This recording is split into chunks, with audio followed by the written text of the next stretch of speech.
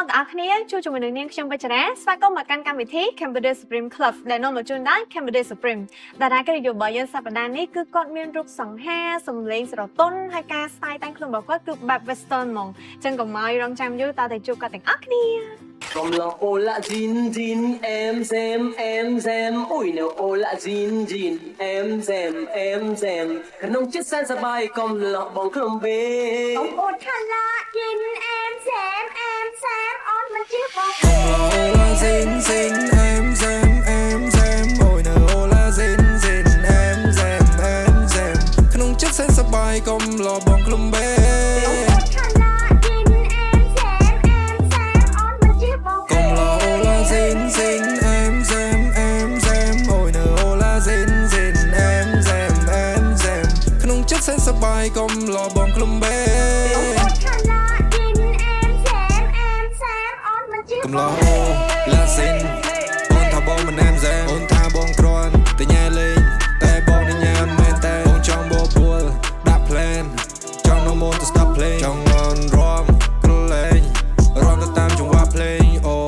បើសិនយកមិនជឿថាបងនេះនៅកំឡោះបងប្រាប់អូនចោទថាបងនេះស្មោះស្នេហ៍ធ្លាប់ឈឺចាប់ក៏ធ្លាប់ឲ្យខូចចិត្តធ្លាប់ត្រូវគេធ្វើបាបដែលយកមករាប់ខែធ្លាប់ដូចគិតទេទៅស៊ូមិត្តឃើញស្រីស្អាតច្រើនក៏ខ្ញុំមិនហ៊ានញ៉ែព្រោះតែខ្លាចគេញ៉ែអូនព្រោះខ្លាចគេក្បែរអូនទៅបងចង់ថែ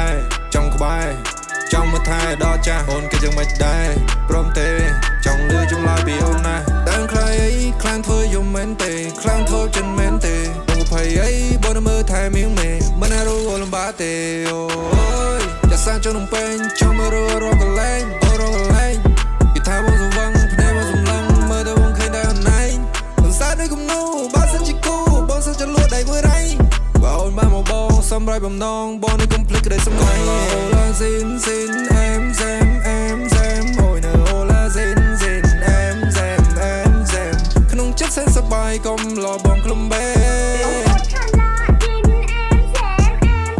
អូនមិនជឿបង កំឡោអូឡាស៊ីនស៊ីនអែមសែមអូយនៅអូឡាស៊ីនស៊ីនអែមសែមក្នុងចិត្តសែនសប្បាយកុំលបងក្លុំបេ អូនអូនថាឡាយិនអែមសែមអូនមិនជឿបង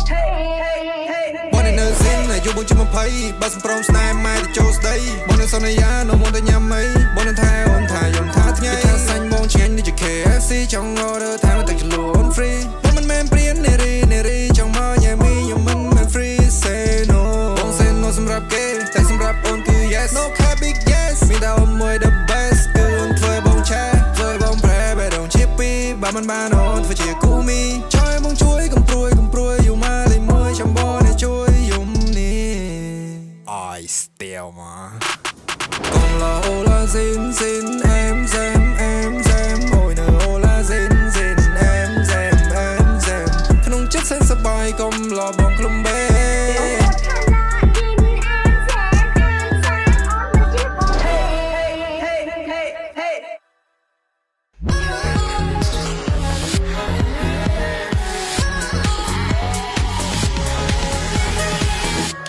ជំរាបសួរបង ជំរាបសួរ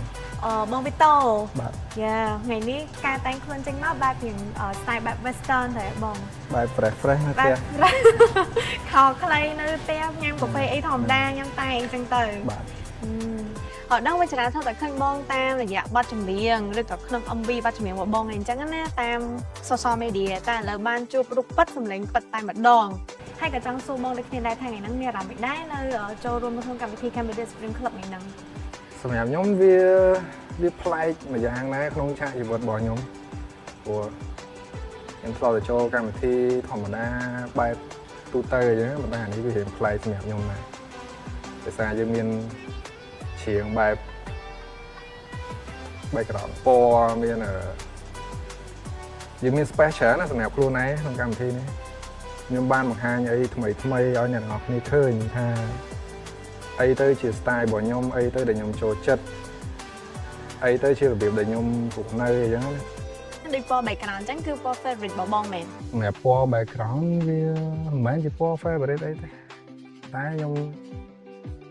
មួយចំណោមក្នុងមួយចំណោមហ្នឹងអាហ្នឹងវាខុសគេខ្ញុំយកហ្នឹង និយាយទៅបងវីតូត្រឡប់និយាយមកស្មើអញ្ចឹងហ្មងតែបងគេថាអង្កាចអីហ៎ ខ្ញុំតាមកលៈទេសៈ អូ កន្លែងសាខ្ញុំកែបើខ្ញុំកែកន្លែងសាខ្ញុំស្លូតបើខ្ញុំស្លូត ចឹងចង់ចូលទៅដល់រឿងសិល្បៈវិញម្ដងបើវីតូចាប់ផ្ដើមចូលវិស័យសិល្បៈតាំងពីឆ្នាំណាដែរហើយចូលតាមរយៈអី ដំបូងឡើយខ្ញុំចាប់ផ្ដើមក្នុងវិស័យចម្រៀងនឹងដំបូងខ្ញុំជា producer ហើយនឹងជា mixing ហើយនឹង mastering engineer មិនមែនជា artist ទេដល់ពេលបន្ទាប់ពីហ្នឹងមកទៀតនៅក្នុងឆ្នាំ2018ចន្លោះ2018 2019ហ្នឹងខ្ញុំចាប់ផ្ដើមប្រមូលគ្នាប្រមូលមនុស្សដែលមានសមត្ថភាពមកនៅមួយគ្នាទៅខ្ញុំជាអ្នកខ្ញុំជាអ្នក lead ខ្ញុំរបៀបដូចជាប្រាប់ពួកគាត់ថាឲ្យពួកគាត់ចេញសមត្ថភាពខ្លួនឯងចេញមកឲ្យយើងណាអញ្ចឹងខ្ញុំអាចជួយអីបានខ្ញុំជួយនឹងពួកគាត់ហើយបន្ទាប់ពីហ្នឹងមកខ្ញុំមើលពួកគាត់ធ្វើខ្ញុំធ្វើខ្លួនឯងដែរខ្ញុំខូចពួកគាត់ហើយបន្ទាប់ពីហ្នឹងមកបានខ្ញុំចាប់ផ្ដើមថាខ្ញុំមានអាហ្នឹងនៅក្នុងខ្លួនដែរហើយនៅដើមឆ្នាំ2019បាទខ្ញុំចាប់ផ្ដើមចូលច្រៀងដែរ ចុះតាំងពីទូចដល់ធំមកបងមានដែរមានក្តីសម័យផ្សេងក្រៅពីអ្នកចម្រៀងអត់ ក្តីសម័យខ្ញុំពីទូចខ្ញុំចង់ធ្វើជាកីឡាករ rally កីឡាករឡានប្រណាំង rally ហើយនឹងកីឡាករប្រណាំង motocross ឬក៏ខ្មែរគេហៅ supercross ចា៎ ប៉ុន្តែដោយសារខ្មែរយើងជំនាន់ហ្នឹងគឺអត់មានទេឥឡូវហ្នឹងក៏ខ្ញុំអត់ច្បាស់ថាមានឬក៏អត់ដែរ ចា៎ ចឹងទៅហើយណាមួយអាហ្នឹងវាជាកីឡាមួយដែលត្រូវចំណាយលុយច្រើនជាងគេបំផុតដោយសារយើងចាប់ផ្ដើមមកដោយខ្លួនឯងវាមិនមែនដូចយើងលេងបាល់ទិញទៅជើងពាក់ទៅលេងគឺយើងចាប់ផ្ដើមខ្លួនឯងគឺយើងត្រូវការមានឡានមានម៉ូតូយកមក អញ្ចឹងមូលហេតុអីបានធ្វើឲ្យបងចាក់យកអាជីពជាតារាចម្រៀងវិញ បើខ្ញុំហ្មងរបៀបគេហៅថាចៃដន្យមិនចឹង ចៃដន្យ ហ្នឹងហើយធ្វើចម្រៀងចៃដន្យ អូ ធ្វើហ្នឹងគឺដោយសារខ្លួនឯងចេះផង ចា មានអាចិតស្រឡាញ់នៅក្នុងខ្លួននឹងទាំងអាដឹងខ្លួនផងហើយជួបជាមួយនឹងមិត្តភ័ក្តិដែលគាត់ធ្វើហ្នឹងគាត់ យ៉ាបងអញ្ចឹងសម្រាប់បងផ្ទាល់បងមាន idol នៅក្នុងចិត្តអត់ សម្រាប់ខ្ញុំ idol គឺអត់មានទេខ្ញុំមានតែបទចម្រៀងដែលខ្ញុំចូលចិត្តហើយមិនមែនថាអត់មាន idol ហ្នឹងខ្ញុំអត់ចូលចិត្តតារាចម្រៀងឬក៏អ្នកណាទេ ចា ខ្ញុំមើលឃើញពួកគាត់ល្អដូចគ្នាហើយពួកគាត់មានសមត្ថភាពខ្លាំងដូចគ្នាគាត់នឹងខុសគ្នា ត្រូវ ពួកគាត់មានអ្នកនេះមានបន្តិចបែបគាត់អ្នកនោះមានបន្តិចបែបគាត់អីចឹងណា ចា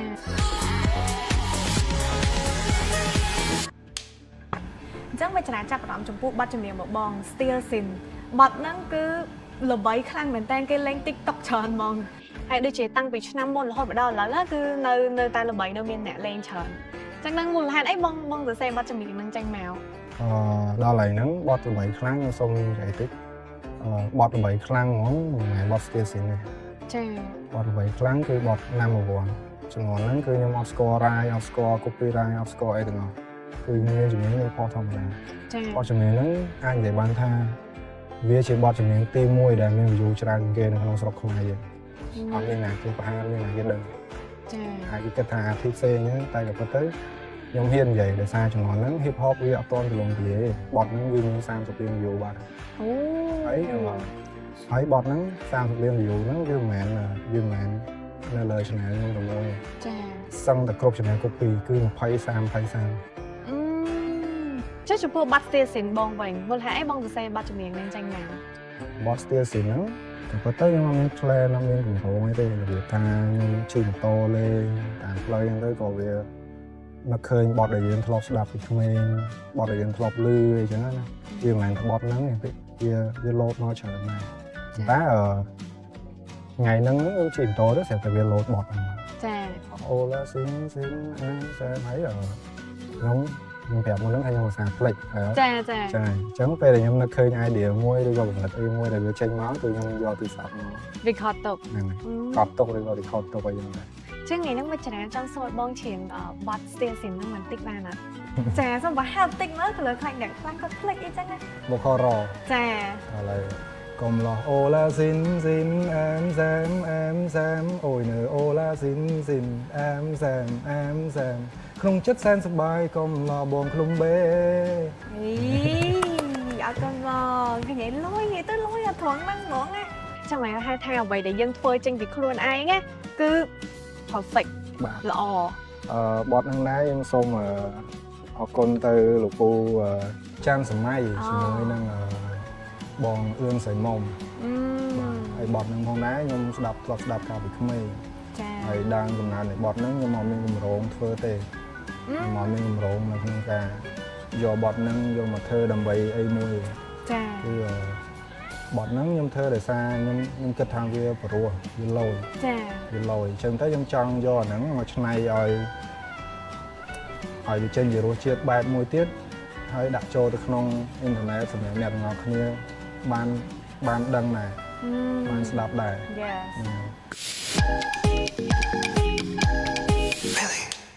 ចុះចំពោះតន្ត្រីមានអត្ថន័យមិនសម្រាប់បង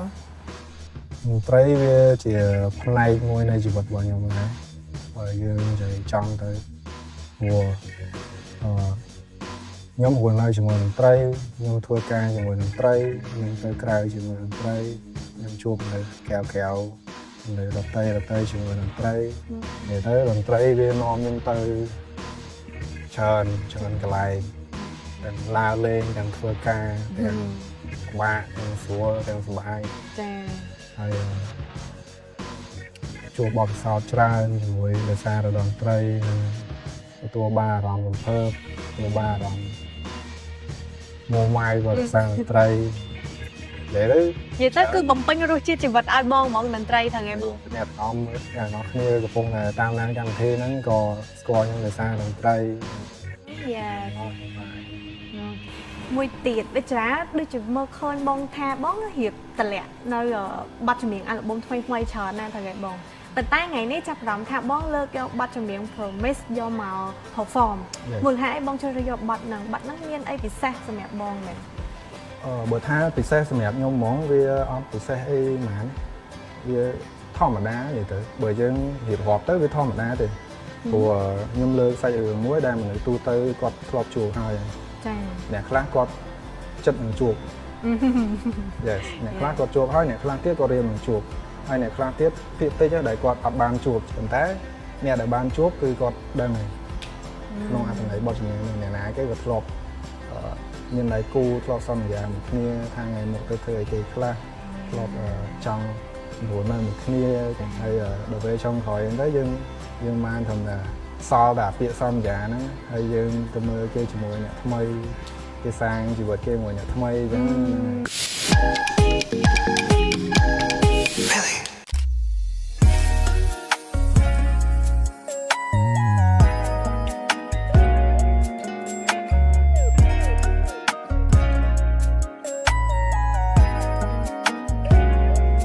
បងបានត្រឹមសំឡងពីត្រង់ខាងដៃបងគ្មានសំណាងមិនថែអូ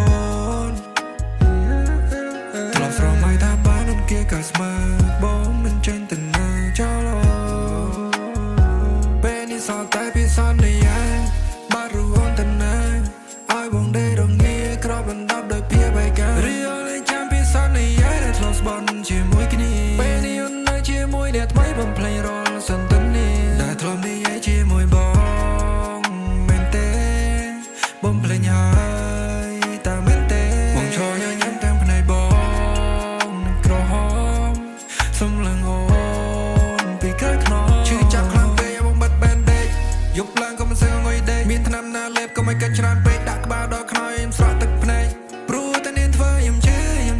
លែងឈឺឲ្យស្នេហ៍ព្រោះតែនាងហ៊ានបំពេញនាងហ៊ានត្រឡាយកិច្ចការបងមិនត្រង់ពីត្រង់ខាងដៃបងគ្មានសំណាងមិនថែអូន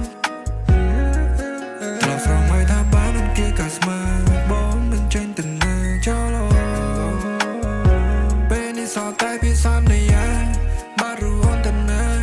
ឲ្យបងដេរងាក្របដណ្ដប់ដោយភាពឯការីអលេចាំពីសន្យាដែលធ្លាប់ស្បន់ជាមួយគ្នាពេលនេះអូននៅជាមួយអ្នកថ្មីបំភ្លេចរាល់សន្តានា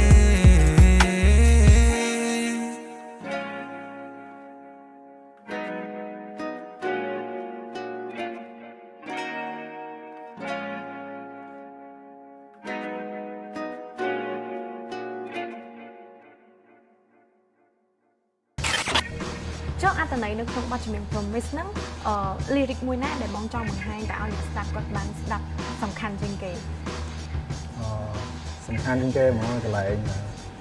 ឬអូនលែងចាំពីសន្យាដែលធ្លាប់ស្ដំជាមួយគ្នា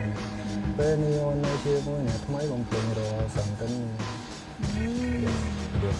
ឡើងហ្នឹងមានតែយើងដែលនៅចាំមកពាក្យសន្យាដែលពាក្យសន្យាហ្នឹងតែគេ move on ហើយគេចាប់ដើមធ្វើថ្មីមានតែយើងរក្សាហ្នឹង ចឹងចូលមកខាងសិល្បៈវិញ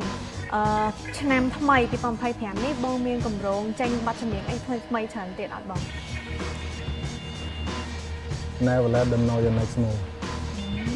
នឹងឆ្លងចេញបទចម្រៀងឯងបង គឺអត់ប្រាប់ វិញអូយនិយាយឡើងតំណងមិនស្មើតែចំណងចឹងមក